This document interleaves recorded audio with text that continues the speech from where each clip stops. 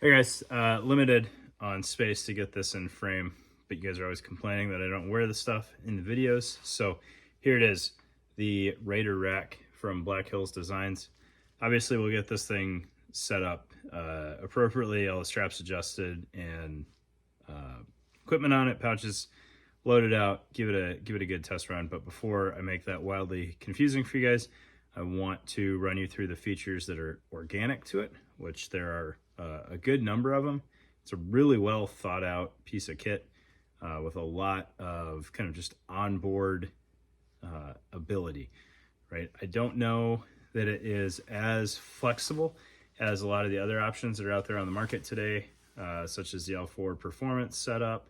DefTech from Germany, they have some really cool, like, is it a belt, is it a chest rig, is it LBE type options. This thing just kind of is what it is, but it is very well thought out for its setup.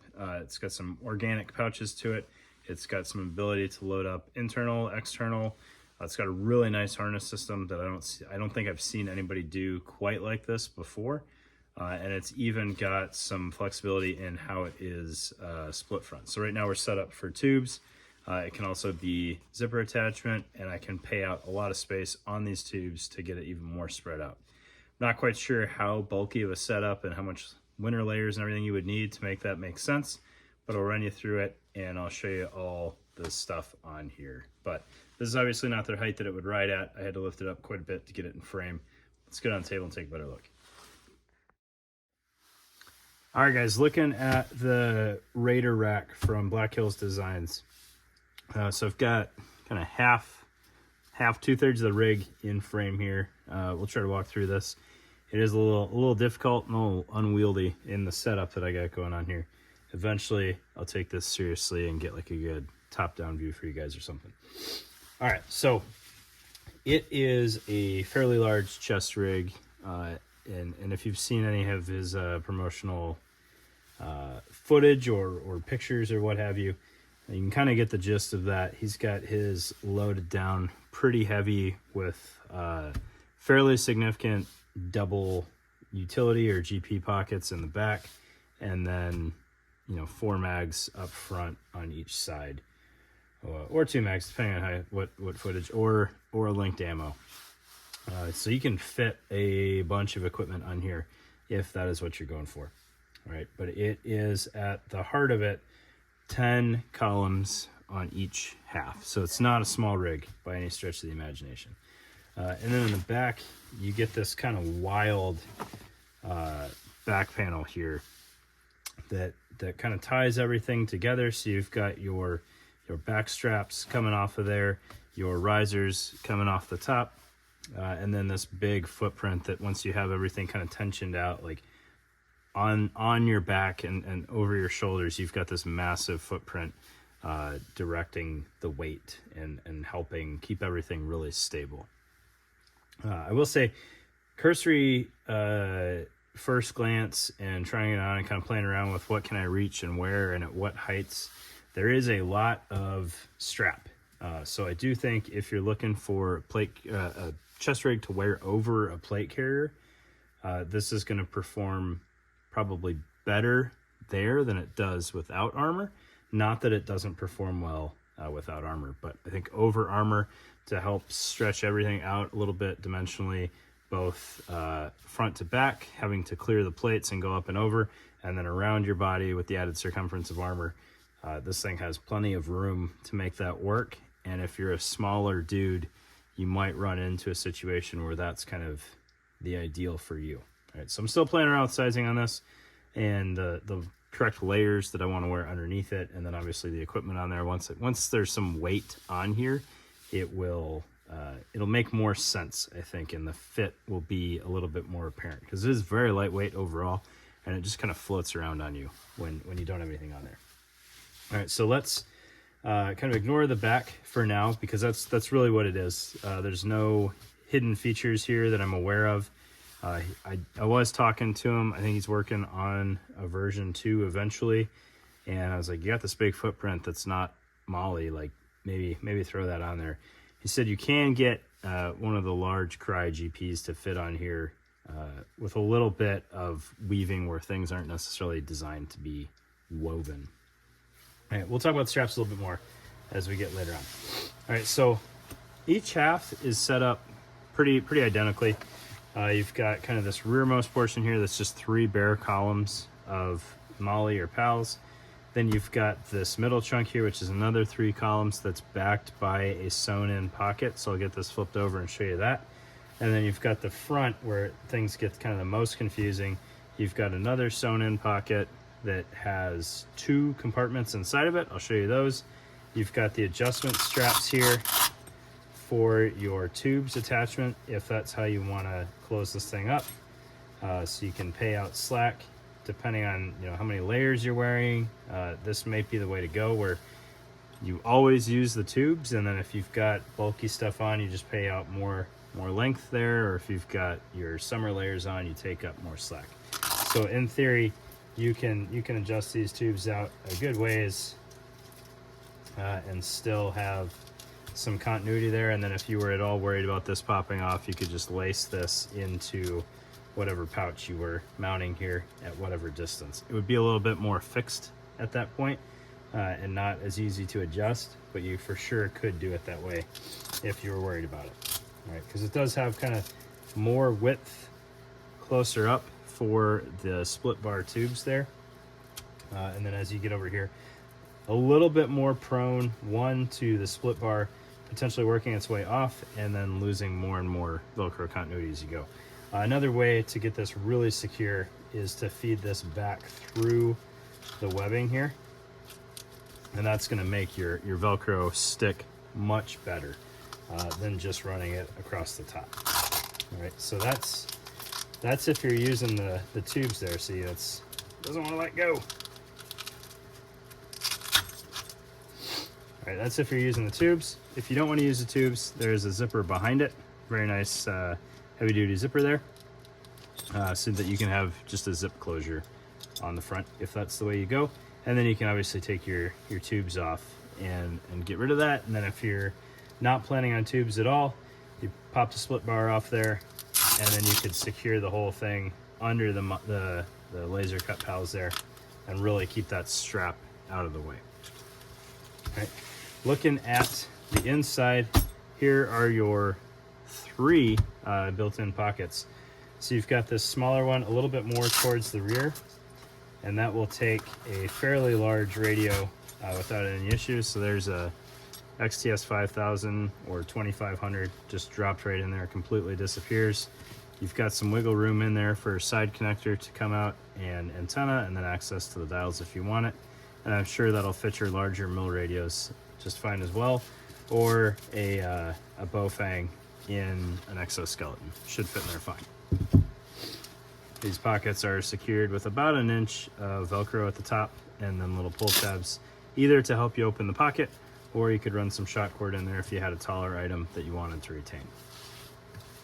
The front pocket here is kind of interesting. It is double layered, so it's one closure there. It is bellowed, which is a nice touch. I don't know if that's showing up well on camera there, but it does have some dimension to it, or geometry to it. And then it has the portion up against your body is deeper, and I'll show you just kind of how big that is in a second. And then the portion a little bit further away is not as deep. That's about that far up my hand there. So that's gonna be really good for like your Right in the Rain or admin type stuff versus bulk general purpose stuff. To show you the size of that thing, we've got this, I don't know who made this holster, but even with the clip on there, this whole light bearing holster will fit in there just fine. So plenty of room there. Not saying that's the ideal use of that thing, but it's there and it's available for you if you wanted to. Off to the side, you might be able to get away with a more slim down holster. Like if you didn't want a light, you could get that in there. But then the length of the pocket starts to kind of work against you a little bit, and there's not a lot of room for a holster setup in there, but you could get something in there. All right. Again, those are just secured with an inch of Velcro. There's no other mounting surfaces in there. So I don't know what all he has planned for version 2, but perhaps some way to stick an insert in either of these might be useful, or a grommet to act as a tie down point in the bottom. All right. That said, they are nifty built-in storage that comes with the chest rig. Okay. So that's kind of the way the wings are set up there. Let's talk about the strap just a little bit here. So get this flipped back over. All right, so the way the strap comes over the top of the chest rig is in this, you've got tiered tie down points, if you will. It's stitched, I don't know, every 1.5 to 2 inches or so, so that you can clip things onto the shoulder strap if you need to. And then down here towards the bottom, you have kind of this running free end for adjustment on the straps. Now, I'm not a very tall guy or a very short guy. I'm pretty average. I'm 5'10" and a little floofy in the middle. So I just kind of threw it to a rough starting point there. A little bit shorter than the way it came out of the box. I don't know that it's really set for anything specific out of the box. And I think I still have a good bit of room to soak up some strap there.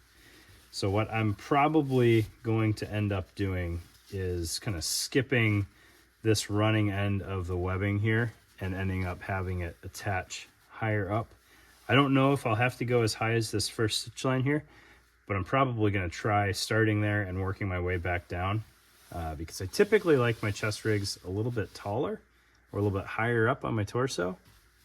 This thing, to get it really loaded down with stuff and to be able to access this back portion, I do think is meant to be worn a little bit more LBE style and closer to the belt line, potentially replacing your belt altogether. But I definitely think I need to raise it up a little bit. And if I skip this first pass through, that'll just free float down behind the rig, and I don't think it'll get in the way of anything. So once I have this thing loaded up and in use, that's probably how that you can expect that it'll be worn.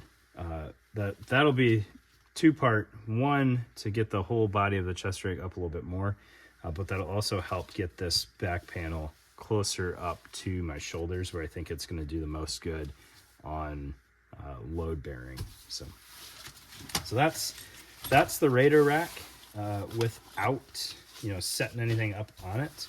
I'll definitely try it over armor, without armor, and varying amounts of weight on here as you guys give me the kind of crowdsourced what should I throw on there.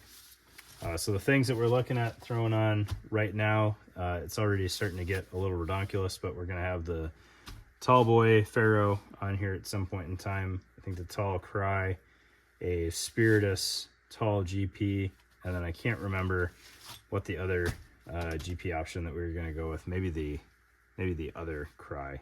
I think Tall Pharaoh, Tall Cry, medium-sized Cry GP, Tall Spiritus, and then we're looking at the front. So potentially 8 mags up front and 4 double cell pockets, maybe a radio, and then try to figure out something else to do with the internal storage. I'm not quite sure yet. We'll have to see how nutty we can get with this thing. The other thing with the back harness, so I did mention that it's not really designed to have anything tied into it. However, the way, at least initial glance, the way that this was sitting fairly low on my back, there is the possibility that I could direct mount something coming off of the back, either putting some split bar buckles on these and just kind of catching a stitch line and hanging something off of it, or potentially some tuck tab molly strap origami with kind of the whatever we've got going on back here to see what I can get, or keeping it empty and running a ruck over it, which is probably the better way to go.